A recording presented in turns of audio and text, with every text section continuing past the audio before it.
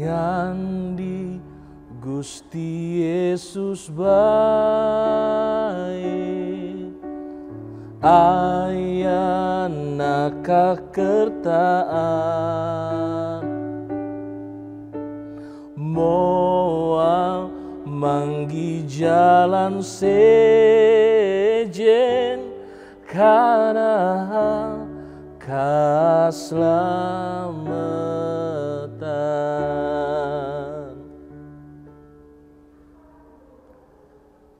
Bapak, Ibu, Saudara, dan anak-anak yang terkasih dalam Tuhan, Sampurasun. Bertemu kembali dalam Selamat Berefleksi. Lagu tadi dari Kidung Kabungahan hendak mengatakan bahwa di dalam Tuhan itu ada ketentraman, ada kedamaian. Karena Tuhan Yesus Kristus memberikan bagi kita keselamatan. Saudara-saudara, dalam kehidupan ini terkadang kita gagal untuk menyelesaikan apa yang menjadi tugas kita, apa yang menjadi tanggung jawab kita.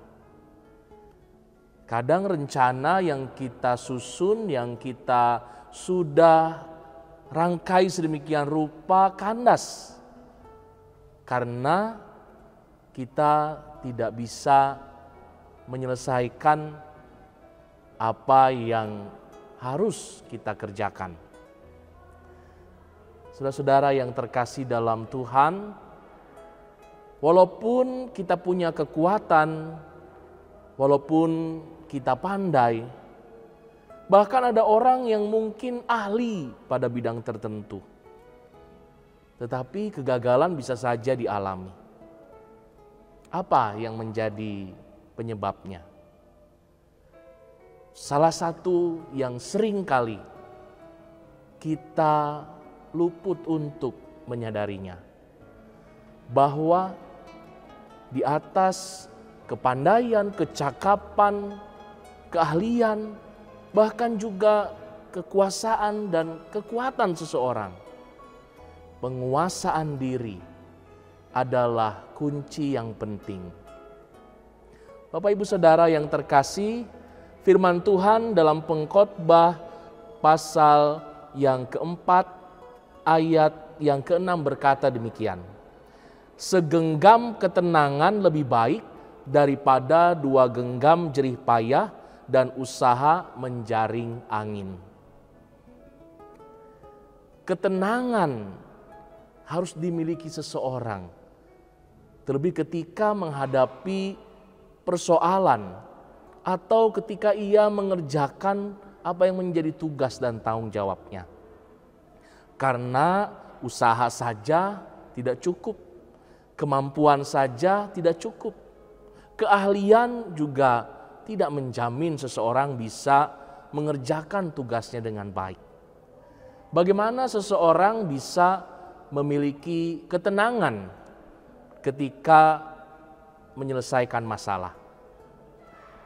Ada paribahasa dalam bahasa Sunda yang berbunyi, kudu sebeh memeh dahar, kudu nepi memeh indit.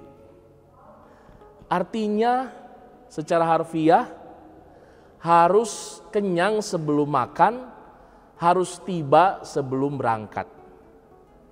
Apa maksudnya? Berpikirlah sebelum bertindak. Ini hal yang pertama, agar seseorang bisa memiliki ketenangan lalu menguasai dirinya. Berpikirlah sebelum bertindak. Nah, saudara-saudara yang terkasih dalam Tuhan, ketika kita bisa memikirkan segala sesuatu dengan baik, maka ini akan mengurangi langkah-langkah yang keliru. Akan mengurangi juga hal-hal yang tidak diperlukan. Baik ketika kita mengerjakan tugas atau menyelesaikan tanggung jawab kita. Saudara-saudara yang terkasih, terkadang orang tidak bisa melihat peluang yang ada di depan mata. Orang tidak bisa juga menyadari potensi dirinya. Karenanya perlu ketenangan untuk memikirkan segala sesuatu, baik potensi diri kita dan juga peluang yang ada di hadapan kita. Kemudian yang kedua, ketenangan memampukan kita juga untuk bisa melihat bahwa di sekeliling kita Tuhan sebenarnya memberikan pertolongan.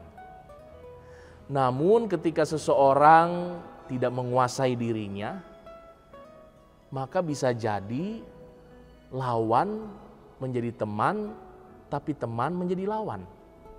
Sesuatu yang seharusnya bisa menguatkan kita, malah menjadi melemahkan.